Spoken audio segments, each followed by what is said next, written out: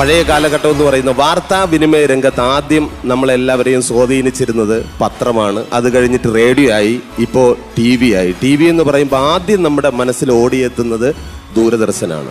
ദൂരദർശനിൽ ഡൽഹി ദൂരദർശൻ ഉച്ചയ്ക്ക് 2:30 ഒരു പ്രോഗ്രാം സംപ്രേഷണം ചെയ്യും. മൂകർക്കും ബധിരർക്കും വേണ്ടിയിട്ടുള്ള വാർത്ത. അതിലിങ്ങനെ അറിയാലോ, കണ്ടിട്ടുള്ള എല്ലാവർക്കും അറിയാം, ഇപ്പോഴും കാണുന്നുണ്ടെന്നറിയാം. ഇപ്പോൾ പല ചാനലിലും അങ്ങനെ വന്നുകൊണ്ടിരിക്കുകയാണ്. അതെന്തുകൊണ്ടും നല്ലത് എന്നാണ് എൻ്റെ അഭിപ്രായം.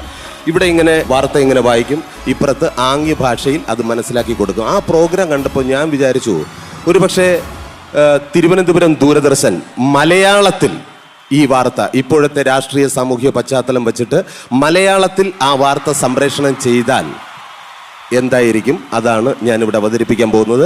മലയാളത്തിൽ വാർത്തയുടെ വോയിസ് ഓവർ വരും. ഞാൻ ഇവിടെ ഇരുന്ന് ആംഗ്യ ഭാഷയിൽ നിങ്ങളെ മനസ്സിലാക്കി തരും. നിങ്ങളുടെ പ്രോത്സാഹനം ഒന്ന് കൈയടിച്ചേ, കൈയടിക്കണം. കാര്യം എൻ്റെ അച്ഛൻ പറഞ്ഞിട്ടുണ്ട്, എന്തും ചോദിച്ചു വാങ്ങാം, ഒരു തെറ്റുമില്ല എന്ന്. അപ്പോൾ എന്തായാലും നല്ല പ്രോത്സാഹനം വേണം. മൂകർക്കും ബധിരർക്കും വേണ്ടിയിട്ടുള്ള വാർത്ത മലയാളത്തിൽ.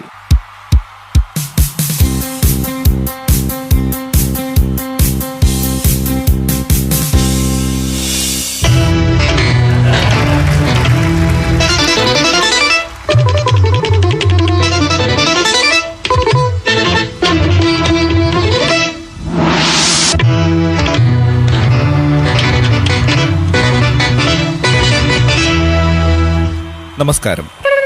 ദൂരദർശൻ കേന്ദ്രം തിരുവനന്തപുരം. ബധിരർക്കുള്ള വാർത്തകൾ വായിക്കുന്നത് കാലടി ഗോപി. മൂലമറ്റം പവർ സ്റ്റേഷനിൽ അഴിച്ചുപണി. സുപ്രസിദ്ധ സിനിമാ താരം ഷക്കീലെ ആരോ തട്ടിക്കൊണ്ടുപോയി. ഹനുമാൻ കുന്നിൽ ഇന്നലെ 3 വട്ടം അതിശക്തിയായി കാറ്റടിച്ചു. പെൺവാണിഭ കേസിൽ പല പ്രമുഖരുടെയും കറുത്ത കരങ്ങൾ ഉണ്ടെന്ന് സംശയിക്കുന്നു. തന്നെ ഇനി ആർക്കും കുത്തിനോവിക്കാനാവില്ലെന്ന് പ്രശസ്ത ആങ്കർ രഞ്ജിനി ഹരിദാസ്. അയ്യോ കരയില്ലടാ പൊന്നുമോനെ, അമ്മയുടെ മുത്തല്ലേ.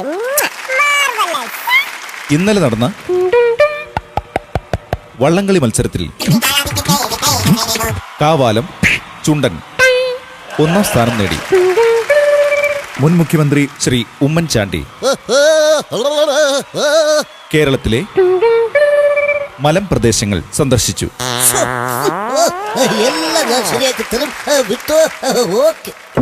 സാനിയ മിർസ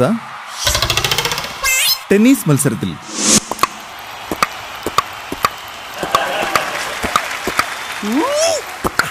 ചൈനയെ കവച്ചു വെച്ചു.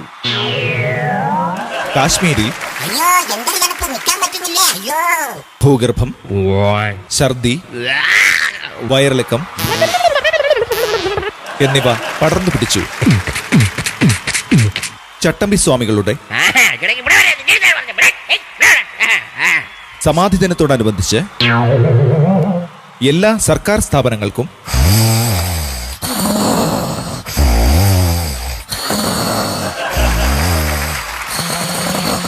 അവധിയായിരിക്കും. കേരള നിയമസഭയിൽ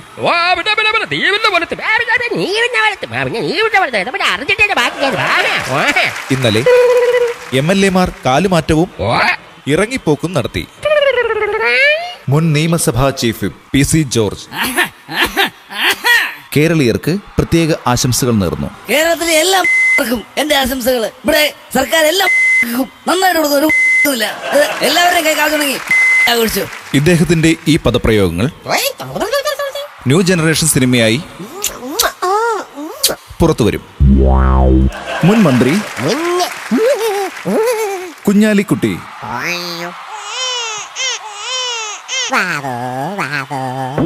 എറണാകുളം ജില്ലയിലെ ബോട്ട് ജെട്ടി സന്ദർശിച്ചു. പ്രശസ്ത എഴുത്തുകാരൻ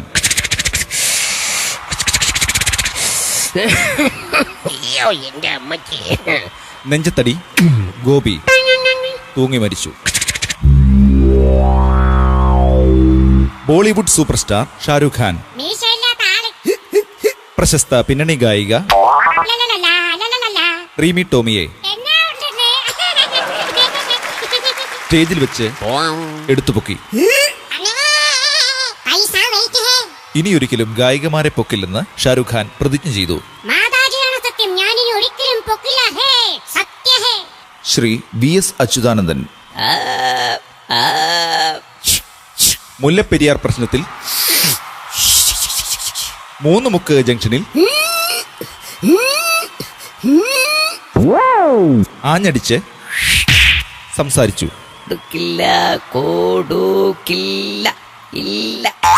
പഞ്ചാബിൽ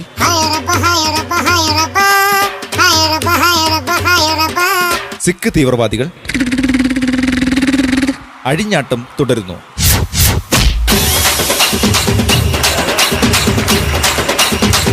ഇതോടുകൂടി വാർത്തകൾ കഴിഞ്ഞു. നമസ്കാരം.